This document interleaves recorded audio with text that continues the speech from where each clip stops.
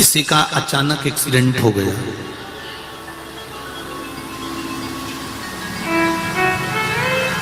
तुम्हें शुद्ध नहीं है,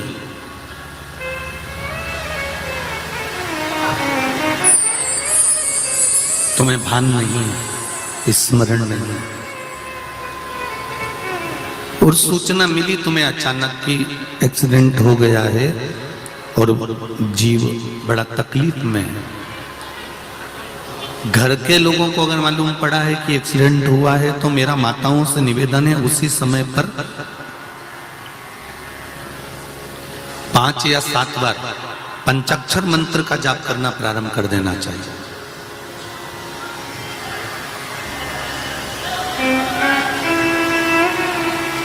घर के उस चौखट पर जहां अपने पूर्वजों का स्थान है, जहां अपने पितरों का स्थान है, जहां अपने देवताओं का स्थान है, जहां अपने कुल देवी देवता का स्थान है, उस चौखट की ओर स्मरण कर कर शंकर के पंचाक्षर मंत्र का जाप कर लिया।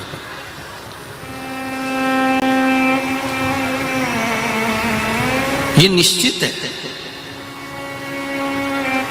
कि काल की घड़ी से महाकाल उसको निकाल कर वापस ले आएगा, ये निश्चित है।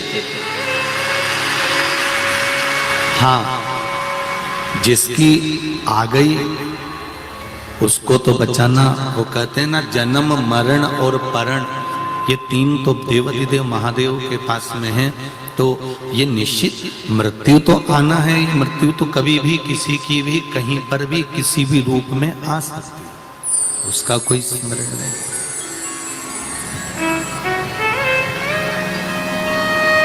अकाल मृत्यु वो मरे जो काम करे चंडाल का, काल उसका क्या बिगाड़े जो भक्त हो महा। मृत्यु तो आ सकती है, मृत्यु की कोई घड़ी, कोई पल, कोई क्षण नहीं होता, तो उसका तो एक निश्चित है कि आना और आएगी जरूर।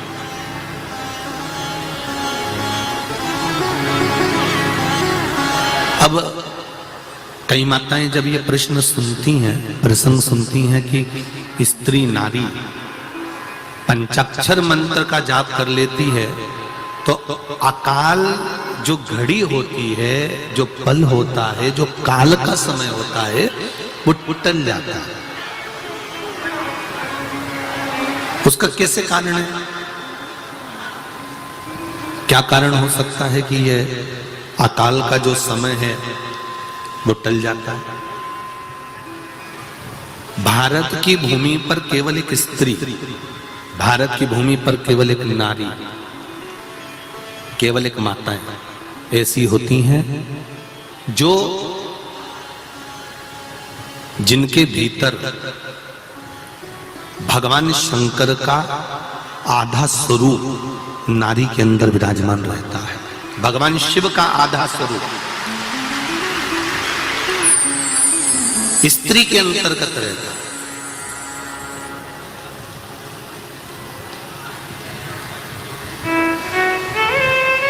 नारी में धैर्य भी है, नारी में पीड़ा सहन करने की शक्ति भी है।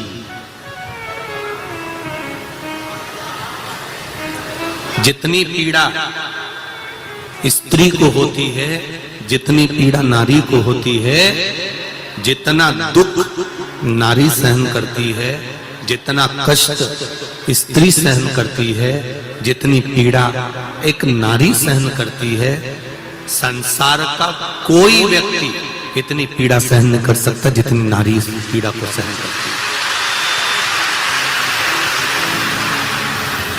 एक बच्चे को जन्म देते समय माँ का दूसरा जन्म हो जाता है। एक बच्चे को जन्म देते समय माता का ये दूसरा जन्म होता है।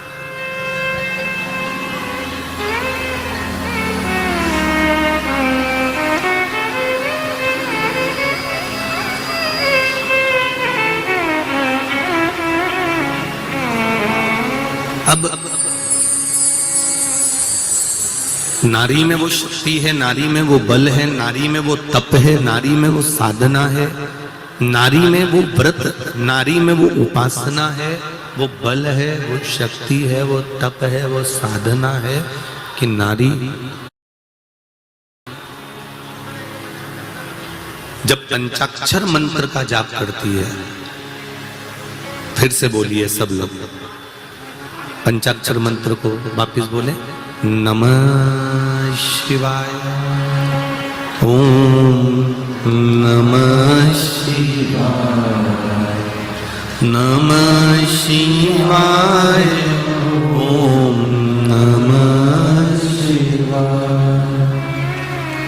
फिर से चालू करिए तो आप लोगों को भान हो जाएगा कि कभी भी हम भगवान शंकर का मंत्र जाप करें तो षडाक्षर से चालू ना करें। स्त्री जब भी मंत्र का जाप करे तो पंचाक्षर से चालू करें। अब आप लोग चालू होंगे, नमः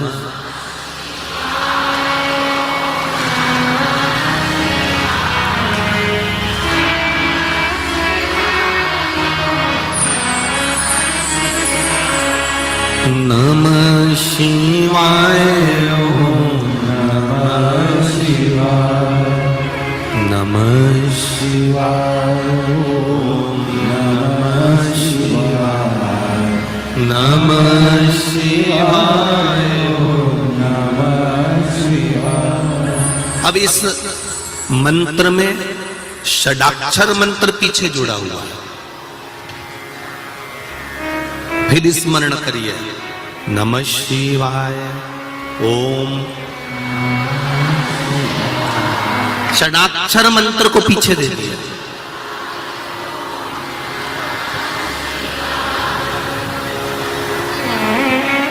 षडाक्षर मंत्र पीछे देना मतलब पंचाक्षर मंत्र का जाप जब स्त्री करती है, पंचाक्षर मंत्र का जाप जब नारी करती है, कोई विपदा की घड़ी आने पर देहली पर देखकर अपने पूर्वजों को, अपने पितरों का, अपने कुल देवी देवता का स्मरण कर कर घटना घट गई, मालूम पड़ गया कि सूचना मिल गई कि उसका एक्सीडेंट हो गया है, उसको ये तकलीफ आ गई है, उसको ये कष्ट आ गया है, और आपने देहली पर शिव का स्मरण कर कर इस मंत्र को, पंचाक्षर मंत्र का भी स्मरण कर लिया, तो वो पक्का है कि कहीं ना कहीं बाबा उसको काल के मुख से बचाकर श्रेष्ठ जगह पर ले ही गए। और ये कर सकती है केवल स्त्री।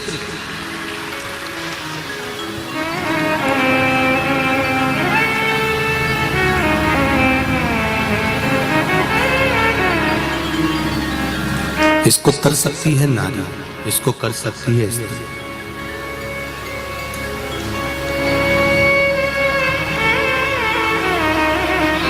एक प्रश्न खड़ा होता है, जितनी भी पूजन पाठ होती है ये स्त्री क्यों करे? थोड़ा बहुत तो ये बहरू भी करे नहीं है? जो भी पूजन पाठ करे वो स्त्री करे, सारे व्रत उपास स्त्री करे, पुरुष क्यों नहीं?